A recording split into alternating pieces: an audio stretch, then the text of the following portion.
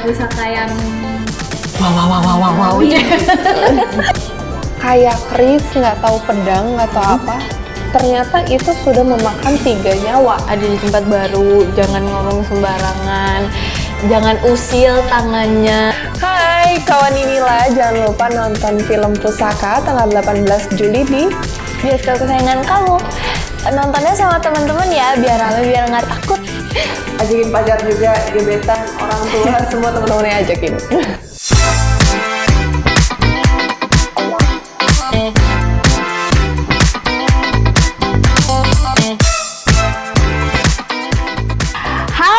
Inilah, assalamualaikum warahmatullahi wabarakatuh. Senang sekali kita berjumpa di program Intalk. Kali ini bersama saya Restulandari dan kawan inilah. Seperti biasa kita akan membahas tentang film. Nah, film yang akan kita bahas kali ini adalah film Pusaka. Tepuk tangannya mana?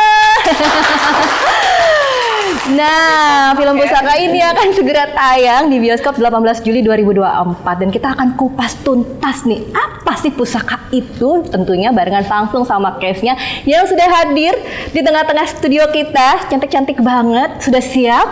Siap nggak? Oke, ini dia ada Sofia Siren dan juga Susan Salme. Hai. Kalau cewek cakep aja tepukannya gede banget ini ya. Sampai ada yang priwit loh itu. Satu kantor loh Iya, ya. satu kantor. Ini karena emang studio terbuka aja sama kantor kayak Iya, wow. Sebelumnya makasih banget ya udah mampir ke inilah untuk ngobrol kupas tuntas nih soal pusaka. Sama-sama, kita juga terima kasih sudah disambut dengan hangat di sini. Iya, apalagi kru-kru di sini ini semua seneng banget ya di belakang layar ini Kompak cowok-cowok banget semua gitu tadi ya, ini. tepuk Kompak tangannya. banget. Tepuk tangan lagi. Oke, nah ini kalau dari judulnya kan menarik banget ya, cuman satu kata. Pusaka. Nah, kita mau ngobrolin dulu nih. Sebenarnya ada apa sih dengan benda pusaka yang ada di film ini? Mau Susan dulu atau Sofia dulu nih yang Nah, jelasin? aku berikan adik dulu. Adik dulu. ya benda pusaka di film ini sebenarnya banyak. Tapi kalau bisa dilihat dari logonya cuma ada satu, Wish, itu keris. Oh, ada Chris. Ya itu benda pusaka yang Wow. yang Jadi ya you can say it's the Ikoniknya Ya, lah. ada ikoniknya. Waduh, jadi penasaran ada apa di balik keris itu, Cie. Nah, terus kalau menurut kalian ya sebagai cast dari pemain film Pusaka ini, ada apa sih kenapa benda pusaka itu seringkali dikaitkan dengan hal yang mistis, hal yang menyeramkan gitu? Kalau menurut aku karena benda pusaka itu kan sangat identik banget dengan Indonesia ya. Betul. Kayak orang Indonesia tuh sudah tidak awam lagi dengan benda-benda pusaka, apalagi keris gitu. Kalau dari pandangan aku, kenapa benda pusaka itu selalu dikait-kaitkan dengan hal-hal yang mistis? Karena sebenarnya benda-benda pusaka yang kita lihat itu banyak banget yang umurnya tuh malah lebih tua daripada kita. Bener banget. Nah, aku juga punya sedikit pengalaman. Boleh. Jadi temen aku itu punya kayak keris, nggak tahu pedang, nggak tahu apa. Ternyata itu sudah memakan 3 nyawa di saat peperangan antar daerah zaman dulu. Jadi banyak banget story-story dalam suatu benda itu gitu. Kayak ini kayu ini kan benda hidup sebenarnya. Ini meja ya sekarang terlihat seperti meja, tapi sebenarnya ini benda hidup gitu. Karena dari kita pohon nggak kan tahu ya. story dulu pohon ini seperti apa gitu, bisa Jadi takut menjadi nih. meja. Ya. Sebenarnya yang ada di sini semuanya tuh benda hidup Oke. gitu. Oke, jadi itulah pasti yang ada story-storynya. Bener banget. Dan kalau dari film ini kan sebenarnya nggak cuma benda pusakanya aja ya, tapi sebenarnya awal ceritanya itu kan tadinya mau merenov rumah kalau aku lihat dari sinopsisnya kan, untuk jadi museum gitu. Terus malah ada teror dari si benda pusaka. Tapi pertanyaannya, mungkin kawan inilah juga penasaran, apakah rumahnya ini juga punya aura mistis dari awal, rumahnya Pak Wisangko gitu berarti kan? Kayaknya sih iya, cause there's a lot of pusaka di dalam situ kan, dan pusaka yang ada penunggunya nggak mungkin cuma 1-2, pasti mostly ada, dan pasti ada yang baik, ada yang jahat. Makanya kalau masuk ke rumah Wisangkot yang di situ tuh pasti ngerasa kayak ke bawah hawanya pasti gitu ya. banyak nih kerasa gitu hawanya. Oke. Karena di dalamnya juga banyak benda-benda pusakanya juga kali ya. Kayak di sini deh kantor ini kita nggak tahu gitu. Kru-krunya juga Di ini benda sini pusaka ada sih. apa, Kayak gitu. Iya kan?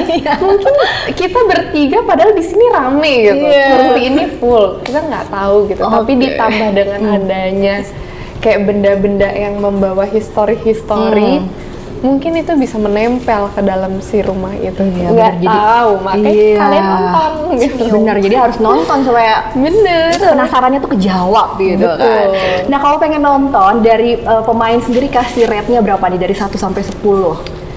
Buat film ya? Iya. 10 lah. 100 lah. Sejuta, karena kita yang main. Iya, jadi wajib nonton karena pemainnya sudah ada di sini.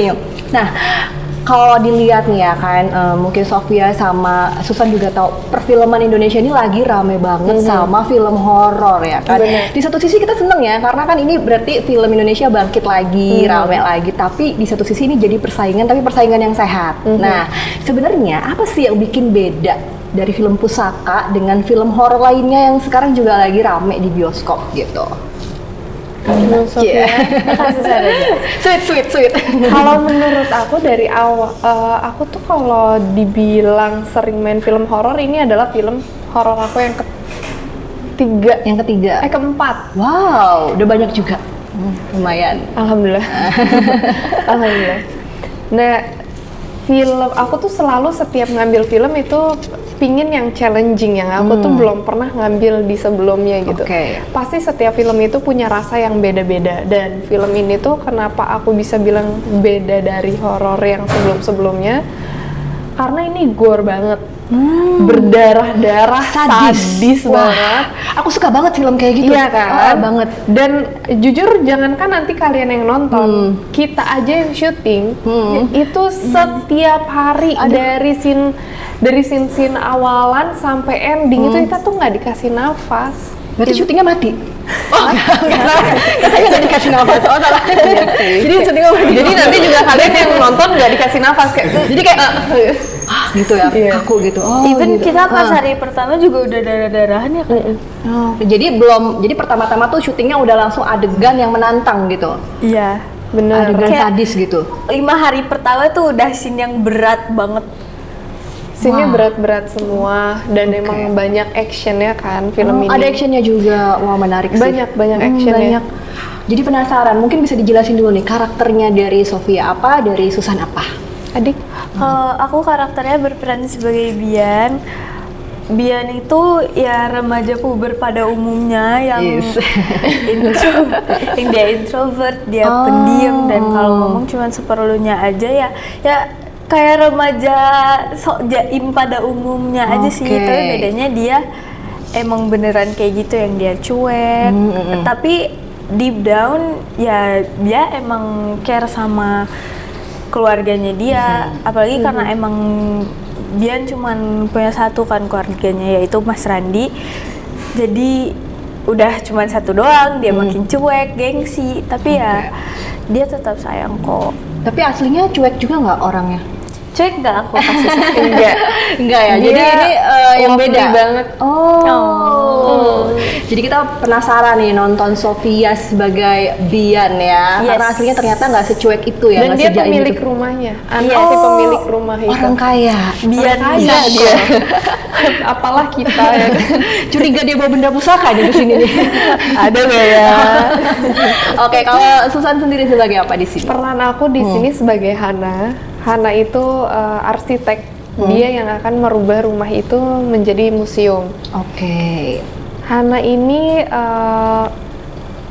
untuk saat di film itu yang dia lagi mau membangun suatu museum ini, dia sedang mengalami bullying Oh. dari sekitarnya. Oke. Sedih. Itu tapi menarik juga kalau di Indonesia tuh bully-bulian Iya, gitu kan. dia Ah. sedang menjadi bahan bulian. Yang akhirnya dia mencoba untuk udah deh, gue fokus ke satu kerjaan ini dulu untuk mencapai apa yang dia inginin gitu. Jadi dia lagi struggling sama banyak hal dalam hidupnya, tapi dia coba untuk udah gue fokus nih sama kerjaan. apapun itu gue lakuin gitu. Oke. Nah, untuk mendalami karakter itu tuh apa yang dilakukan sama Sofia? Karena kan Sofia, bullying. Susan. Sofia, oke. Susan kebalik ini. Oke. Sama cantiknya soalnya. Oke, Harus banget ya. Tapi soalnya kalau nggak gitu nanti kapok lagi datang gini lah. Emang peres itu harus kalau di Jakarta. Bener. Menjilat itu harus. Di Jakarta kita nggak menjilat kan. Betul. Jangan ditiru ya. Harus lebih baik kita mengucapkan yang manis-manis ke orang walaupun itu bohong. Bener. Tapi kan menjadi mood booster buat orang. Bener. Daripada kita ngomongin di belakang ya kan. Daripada kita ngomong, ih kamu jelek, kamu gendut, itu kan nyakitin Malah jadi orang. depresi nanti orang ya Malah bikin kan. insecure. Betul. Lebih baik kita kasih kata-kata yang baik. Iya benar supaya dia jadi termotivasi Iya, balik juga. lagi. Kita balik lagi kita lagi ngobrol ini.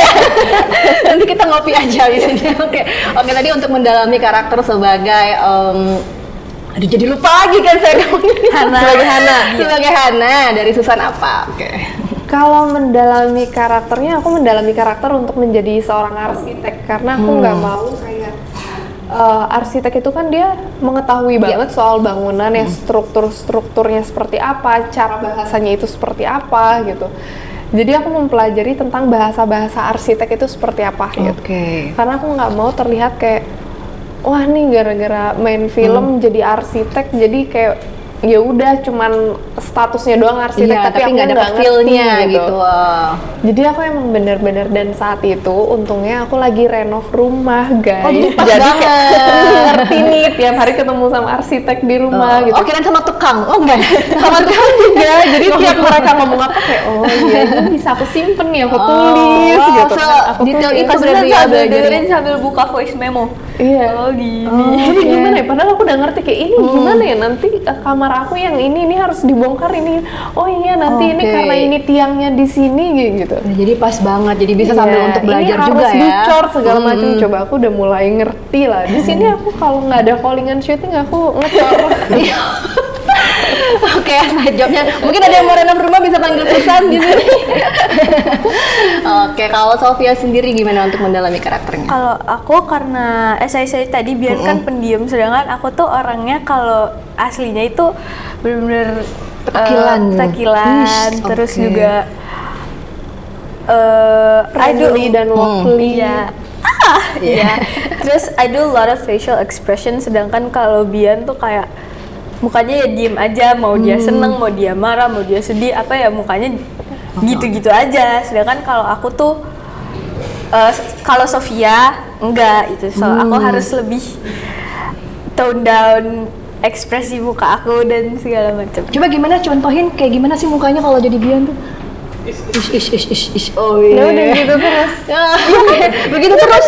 Ya Mau diajak ampun. ngobrol juga dia cuma Itu ke bawah nggak tuh sampai rumah begitu? Habis syuting? Enggak sih. Enggak ya, balik lagi ya. Aku habis syuting langsung kayak capek juga. Akhirnya balik lagi jadi Sofia. Oke, nah tapi sebelumnya sudah pernah memerankan film horor juga. Tadi kan kalau Susan udah 4 kali, kalau Sofia? Pernah, alhamdulillah aku mostly filmnya film horor sih. Jadi kayak kalau syuting horor juga nggak kaget gitu. Oke. Tapi yang bikin challenging di film ini buat keduanya apa? Itu tadi. Tadi ya, karena karakter diem itu dan kalau dari Susan karena karakter sebagai arsitek itu ya. enggak sih kalau aku Apa tuh? challengingnya banyak karena Banyak banget. Karena kan ini yang aku tadi bilang ini banyak actionnya, ini gory, terus kayak nggak dikasih nafasnya itu, jadi emang syutingnya bener-bener capek tapi puas tapi happy gitu. Ini yang aku pinginin gitu. Untuk belajar laganya atau actionnya tuh ada latihan Kita khususnya? latihan dari sebelum syuting, kita latihan terus dan di lokasi syuting juga di saat kita lagi mau adegan scene-scene yang banyak actionnya itu kita latihan dulu. Oke. Terus selain yang tadi facial expression, kalau facial expression kan harus nyampe ke penonton ya. Selain itu juga aku di film ini harus ngewarnain rambut buat pertama kali. Jadi biar ini rambutnya merah. Wow. Menyala dan sebelum Tapi lucu. Pendiam tapi rambutnya merah. Oh jadi penasaran. Iya, jadi dia kayak yang nyentrik gitu loh. Oke. Orang ngeliat 2 kali baru kayak wah gitu. Ih menarik Dan banget itu sih. Aku baru pertama kali warnain rambut jadi kayak sayang tapi juga hasilnya bagus. Waduh. Dan selain itu juga iya syuting ini tuh capek karena ya horor kan, syutingnya pasti selain sampai malam juga capek gitu. Ya puas nonton hasilnya, dari kemarin dubbing aja tuh kayak udah kayak Excited banget. Nah, ini kan termasuk horror gore yang kayak banyak berdarah-darah gitu karena itu kan harus kuat banget nggak sih, kayak tensinya tuh jadi tinggi terus, harus Tinggi kayak biar penonton tuh juga jadi kebawa emosi, kebawa takut, geli gitu lihat darahnya. Itu gimana kalian supaya bisa ngedalamin karakter kayak gitu? Ya itu Biasanya mungkin ada yang takut sama darah, ngelihat mungkin darah-darahan. caranya untuk gitu. kita selalu tensinya bukan tensi tinggi sih, Apa ya, jadi maksudnya kayak selalu kan nggak nafas tuh, emosionalnya emosional. selalu up tuh, ya kita coba untuk dalamin si adegan itu. Iya. Coba dalemin adegannya, terus kita bareng-bareng sama-sama latihan sebelum adegan. Sebelum adegan itu juga kita biasanya masih Kita latihan dulu. dulu sama Om Rizal. ini Kayak gini. Tapi salah satu yang kita lakuin adalah lari di tempat. iya, lari Lari di tempat, sebelum Take kalau misalnya kita ada Itu buat Yang- apa? ngos-ngosan kan kalau Oh iya, itu suara juga penting banget tuh di film horor. Jadi ya jangan kan? sampai Terengah-engah. ngos-ngosan, tapi ngos-ngosannya tiba-tiba hilang, tiba-tiba ada gitu. Jadi Oke, semuanya oke. dibuat seril mungkin. Jadi kalau emang kita mau ngos-ngosan, ya kita lari-lari dulu biar kita beneran ngos-ngosan gitu. Itu Oke. dari Om Rizal. Wow. Karena Om Rizal. Itu. Jadi gitu kawan Mila. Oh. Really well. Jadi sebagai sutradara juga Om Rizal tuh ngasih trik-trik yang bagus ya supaya ngos-ngosannya tuh real, harus lari-lari dulu gitu kan. I learned a lot from him. Bener banget, karena kadang-kadang kalau kita nonton ngos-ngosan tapi kayak nggak ngos-ngosan, tapi yang ini harus kelihatan Kalau ngos-ngosan. orang ngos-ngosan beneran sama ngos-ngosan pura-pura kan kelihatan ya, even dari Iya mukanya. bener, Kalau betul-betul. ngos-ngosan Kalau ngos-ngosan pura-pura itu kru-kru di sini kalau datang telat tiba-tiba padahal dia habis ngopi dulu gitu. Telat gitu. Iya, kejebak macet jalanan padahal dia bohongan. Jalanin pas nyampe buka pintu baru Tapi kamu pernah gitu juga nggak? iya. Kayaknya semua orang deh. Jadi semua orang gitu ya kan, tapi ternyata kalau di film beda ya. Beda. Oke. Itu sebagian dari acting. Berarti kan kalian semua juga suka melakukan acting. Berarti aku bisa dong main film? Bisa. Om Rizal mungkin bisa. Oke, baik. Nah, kalau di kehidupan asli nih, seandainya terjadi, kalian harus melakukan peran seperti yang ada di film. Kalian bakalan ambil nggak sih? Misalkan tiba-tiba kamu ditawarin ke museum, atau kamu memang beneran jadi anak pemilik museum, atau Sofia beneran disuruh memugar museum gitu. Berani nggak diambil? enggak sih. Nggak mau. aku penakut. Oh, penakut. Tapi aku suka nonton film horor. Sama. Oke. Aku penakut, jadi kayak kalau misalnya aku ada di keadaan kayak gitu, udah nyerah, udah ambil. Ambil aja di rumah gitu. Ambil aja di nyawa gue, ambil. Oh, gitu. Nggak tahan, takut. Ya ampun. Semenyerah itu ya. Gerah. Udah gitu. Oke. Pasti paling dia paling orangnya. pertama doang gitu. Pertama doang nyoba sembunyi, terus sama mama, capek ah. Jadi nggak mau ya, mendingan jadi Sofia aja gitu ya. Nggak mau jadi Bian ya. Enggak. Biar keren. Nih, rambutnya. Oke. Rambutnya keren. Kalau Sofia sendiri? Sofia. Sofia. Allah, susah sebagai Hana. Kenapa? Kita tuh keren banget. Iya, kita tuh keranan. Oke, kalau Susan sendiri gimana? Untuk menjadi peran di itu kehidupan kehidupan nyata. Seandainya kejadian di kehidupan kamu gitu. Tergantung sih, itu terjadi di aku yang sekarang, yang sudah menjadi saat ini, atau aku emang pekerjaannya arsitek gitu. Oke. Kalau aku yang sekarang ya aku enggak. Enggak. Mohon maaf, kayak aku lebih baik syuting gitu. Mohon maaf nih gitu. Karena aku pun tidak mengerti tentang bangunan. Aku bukan ahlinya dalam arsitek, jadi aku tidak. Tapi kalau akunya memang pekerjaannya seperti itu, mau tidak mau aku harus mau gitu. Oke. Tapi kalau ada sesuatu hal terjadi di dalam pekerjaan itu kan kita semua nggak tahu ya. Bukan dalam arsitek aja, bukan dalam pekerjaan yang ada di film ini aja. Di pekerjaan kita semua pun kita nggak tahu apa yang akan terjadi di kedepannya. Resiko-resikonya gitu. ya. Bener. Oke. Nah, Tadi kan pertanyaan katanya kamu penakut. Nah, yang bikin kita penasaran juga di film Pusaka ini sebenarnya itu ada hantunya kah atau gimana nih? Takutnya tuh karena si bendanya, terornya atau manusia? Karena kadang-kadang manusia itu lebih seram dari hantu. Nah itu kayaknya kalian nonton deh. Wah, itu masih jadi rahasia Kalian ternyata. nonton sendiri, lihat kayak gimana sih film Pusaka. Yang aku bisa kasih tahu cuman siap-siap untuk seperti naik roller coaster.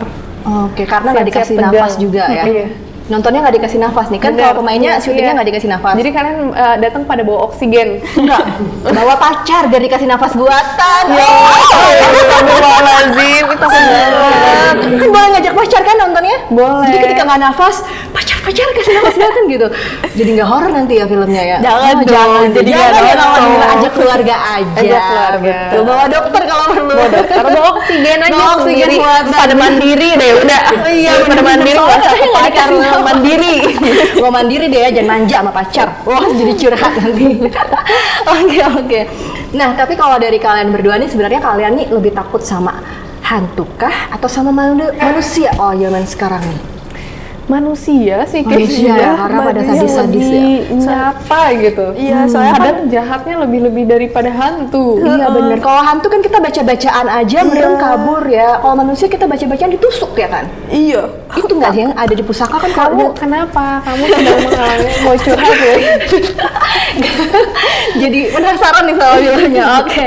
Nah kalau untuk proses syutingnya sendiri nih, ada kejadian unik nggak sih? Atau kalau syuting-syuting film kayak gini kan biasanya suka ada kejadian-kejadian horor atau kejadian unik, mungkin bisa diceritain. Susan dulu deh. Alhamdulillah sih.